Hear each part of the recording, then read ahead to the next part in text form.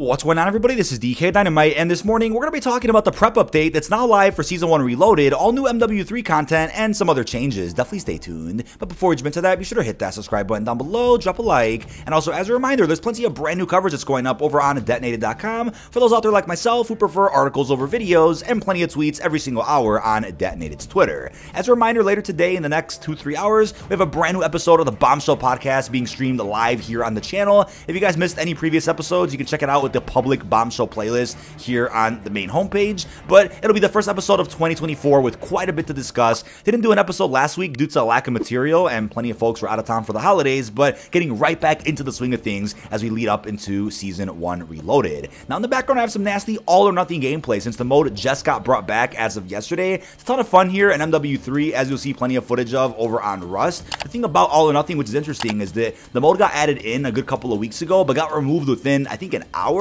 due to some really game-breaking bugs that came with the mode itself. Luckily, all that's been fixed, so hopefully you guys go ahead and enjoy that. They've also added in Rustment 24/7 for those out there that want to do more camo grinding. Then on the Warzone side of things, we have two community vote playlists. One is Orlov Military Trios, and the other is Vandal Quads. But then we also have the Urzikstan Points of Interest on rotation for duos and quads, and we even have a solo rotation for Vandal and Ashika Island. We also have Lockdown Quads still available for Vandal for those out there that do enjoy it. Now the good news is the two aftermarket parts that were bugged for MW3 have now been fixed. As of yesterday, they fixed both the tier Jack Beholder rifle kit and even the double shot part for the AMR9. Now it's crazy because the tier aftermarket part was a part of week 3 challenges right as devs went on vacation, and I know it took a couple of weeks for them to fix that, but that still wasn't the end of the world compared to, let's say, how Vanguard and Caldera were when devs went on vacation during, what was it, fall of 2021. So it wasn't that big of a deal, but I'm happy that that has since been fixed. And then we have the double shot part for the AMR9, which isn't that viable against other weaponry, but still fun to try out and use. Let me know your thoughts on these two aftermarket parts down below in the comments.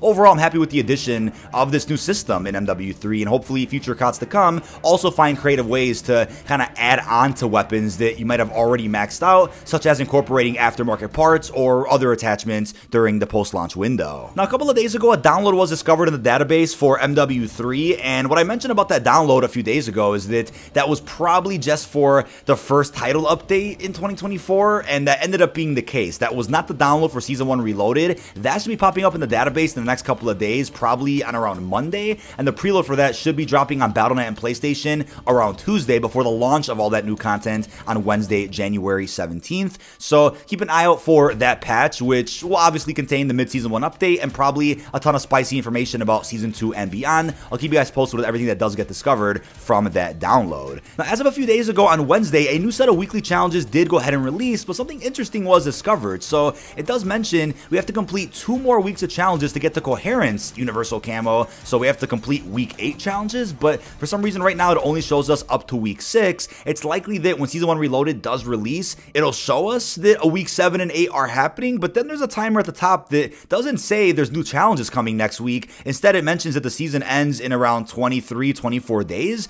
so it's been speculated that maybe we have to wait until Season 2 adds in more weekly challenges for us to then get the Coherence Camo. But looking at the Season 1 Reloaded blog post, it mentions the TAC Evolve Ray LMG will be added in via a weekly challenge. So I'm guessing with the launcher Reloaded, we'll get a new set of weekly challenges, and it either doesn't progress you towards Coherence, doesn't count as week 7, or it does count as a week 7, you unlock the new weapon as a reward for completing 5 challenges, and then, you know, we have to wait for week 8, which is going to be the following week, and then we'll be able to get Coherence before the end of Season 1. That could be how that works. I know it's a bit confusing, but I'll keep you guys posted with how they end up releasing that free Universal Camo. And don't forget, the HRM9 SMG is also going to be added via an Armory unlock, but the details about how that's going to work is still unknown. We'll learn more about that in the next few days. Now, taking a further look at the blog post for the mid-Season 1 updates, with multiplayer, we of course know about the 6v6 map Rio, which looks gorgeous, and there weren't really many surprises for MW3 in that blog post. Everything we knew was coming from the original Season 1 blog post, and the initial roadmap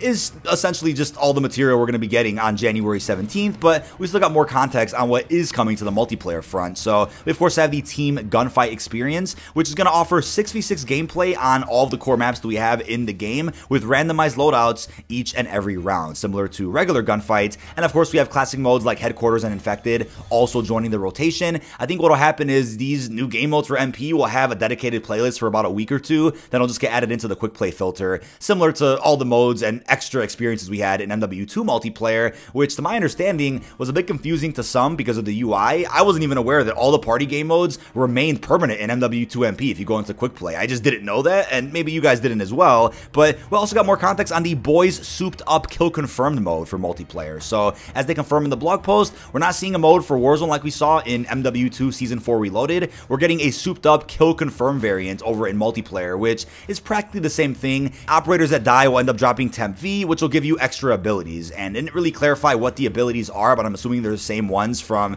the Temp V Warzone mode a little while back. The A-Train operator looks absolutely insane from this blog post image. You could actually see the speed aura around his body as you move, so that's going to be a really cool feature that's exclusive to the A-Train operator bundle. I'll make a separate video talking more about the Boys event, challenges, and rewards, since we also got new information which kind of conflicts with some other rumored info that will probably spark your interest. But with that being said, here are the patch notes for multiplayer, zombies, and even Warzone. So as of Thursday, January 11th for MP, we got a bunch of bug fixes added in for attachment descriptions, issues with people getting kicked back to the menus after clicking certain things, incorrect weapon models to appear while selecting a blueprint in the gunsmith. For gameplay, they went ahead and ensured that weapon check animations no longer play upon respawn in small map playlists, especially when it comes to gun game. And then for progression, they've corrected unlock requirements displayed for the throwing star. Doesn't seem like we got a fix for the Storm Ender Priceless Camel Challenge just yet, but they have corrected unlock requirements for the Ravage 10 stock and the Rival 9 Compensator muzzle. They resolved a spelling mistake in the Kingslayer Kills Challenge,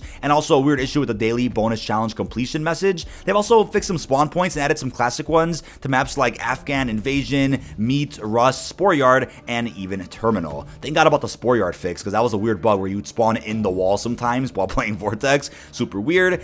For gun game, they removed the placeholder image found in the stats tab of the scoreboard, and for the war mode, the loadout drop field upgrade will no longer destroy the tank and cause a stalemate. That's something really odd that was plaguing the game. And then for weapons and attachments, they went ahead and of course fixed aftermarket parts, and they got rid of an incompatible hybrid optic for the WSP9. And then for equipment, they reduced explosive damage to 1 to prevent lethality in hardcore modes, but that does not apply to core, by the way. For the remote turret, repositioning the turret will no longer cause it to become more vulnerable to be incoming damage than intended. Now, they also improved white accent color coverage for the Atlanta Phase 2024 camo. Going into zombies, there's a bug that I didn't even know about with the Ether Blade, where players will lose their blade if it was thrown at and hit and harvest their orb. They also closed duplication exploit associated with ammo caches, and they went ahead and fixed week 4 challenges for MW3 zombies. And in general, they addressed an issue where the maximum reserve ammo for some weapons was inconsistent between Urzikstan and the Dark Ether Rift. Also an issue that prevented the Gutter Knight from appearing correctly in the weapon select menu, and they also fixed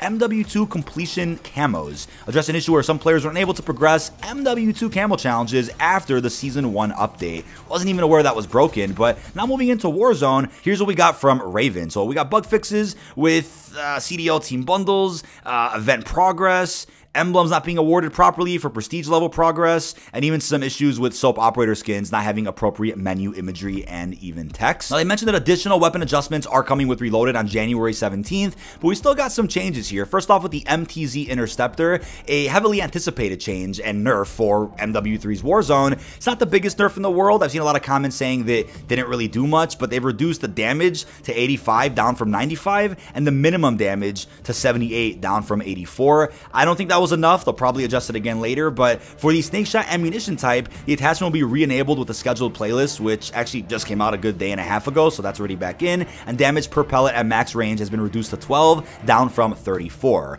Also, various bug fixes with collision issues on Urzikstan, duplicating loadout drops, dead silence icons unintentionally appearing in kill cams, issues with cast deposit balloons in plunder and some weird exploits, issues with duplicating items in the backpack, players getting stuck in the gulag, issues causing the after action report to end abruptly, and issues causing attachments to not appear correctly when equipped on certain weapons. Also an issue preventing the dual commas unlock challenge from tracking properly, and lastly a problem causing players to be sent back to the front menu while navigating attachments in the gunsmith. We'll be getting what's likely a very big set of patch notes with Reloaded again on January 17th. Those will probably drop a good hour or two before the start of the mid-season. I'll be live here on the channel breaking all that down with you guys in chat and reacting to all new changes. But that is about it. This has been dkdynamite. Leave our thoughts down below in the comment section. What are your thoughts on the big prep update which just released? It was essentially the first big update of 2024 apart from Vortex last week, but as far as patch notes go and some cool changes, it was a pretty meaningful update which gets us ready for January 17th. Leave all your thoughts down below. Really hope you've enjoyed, and peace out everybody.